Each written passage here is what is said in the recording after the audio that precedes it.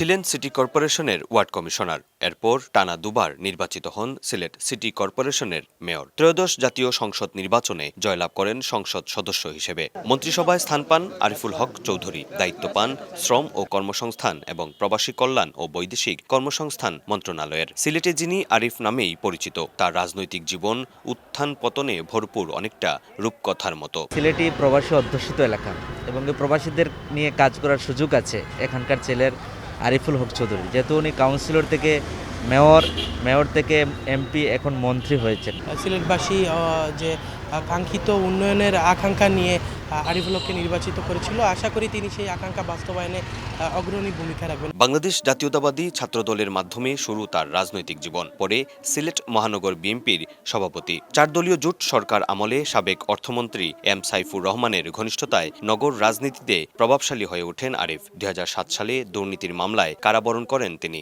সাইফুর রহমানের মৃত্যুর পর দলেও কোণঠাসা হয়ে পড়েন আরিফ। 2013 সালে ঘুরে দাঁড়ান আরিফুল হক চৌধুরী। সে বছর সিলেট সিটি কর্পোরেশন নির্বাচনে আওয়ামী লীগ নেতা বদরুদ্দিন আহমেদ কামরানকে পরাজিত করে প্রথমবারের মতো মেয়র নির্বাচিত হন তিনি। 2018 সালের নির্বাচনে সিটি মেয়র হিসেবে দ্বিতীয়বারের মতো জয় পান আরিফুল হক। উন্নয়ন কাজের মাধ্যমে নগরবাসীর মধ্যে তৈরি করেন গ্রহণযোগ্যতা। 2023 সালে দলীয় সিদ্ধান্তে সিটি কর্পোরেশন নির্বাচনে অংশ নেননি তিনি। পরে বিএনপি চেয়ারম্যানের উপদেষ্টা হিসেবে দায়িত্ব পান। সবশেষ সিলেট 4 আসনে প্রার্থী হয়ে গত 12 ফেব্রুয়ারি নির্বাচনে বিজয়ী হন আরিফুল হক চৌধুরী। তার বিজয়ে উচ্ছ্বসিত সিলেটবাসী। আরিফুল হক সাহেব আমাদের গর্ব, আমাদের সিলেটের গর্ব ছিলেন। প্রথম ছিলেন ওয়ার্ডের গর্ব, দ্বিতীয়ত ছিলেন এন্টায়ার সিটির গর্ব। গ্রাম অঞ্চলও আপনার খাম কাজ হইব, যেমন ধরেন রাস্তা ভাঙ্গা চোরা রাস্তা যেগুলা নানি ওগুলা খাম কাজও করাইবা ইনশাল্লাহ। সিলেট অনেক সুন্দর করছে। গোটা সিলেটের মানুষের ভালোবাসা আশীর্বাদে আজকে এই পর্যায়ে তিনি পৌঁছেছেন।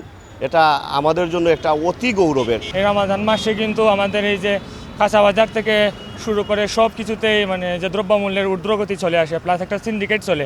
আশা করি উনি খুবই সুন্দরভাবে এই বিষয়টাকে হ্যান্ডেল করবেন। জনগণের রায়েই তৃণমূল থেকে এ পর্যায়ে আসা সম্ভব হয়েছে বলে জানান তিনি। মানুষের দোয়া ও সহযোগিতা নিয়ে সবার জন্য কাজ করার অঙ্গীকারও করেন আরিফুল হক চৌধুরী। আমি নিজেও কল্পনা করতে পারি নাই যে এত অল্প সময়ে মাত্র 1.5-2 মাসে কাজ করে আমাকে জনতা গোয়েনঘাট কোম্পানিগঞ্জের মানুষ আমাকে তাদের আস্থায় নিয়েছেন। আমি কিভাবে তাদের সেই যে ডিমান্ড, তারা যে উপর আস্থা করে যাচ্ছে, সেটা কীভাবে ফুলফিল করব, আমার মাথায় এখন থেকে সেটাই শুরু হচ্ছে। এবং তারা তো তাদের অবস্থান থেকে তারা ভোট দিয়ে আমাকে নির্বাচিত করেছে। এখন তো আমার দায়িত্ব।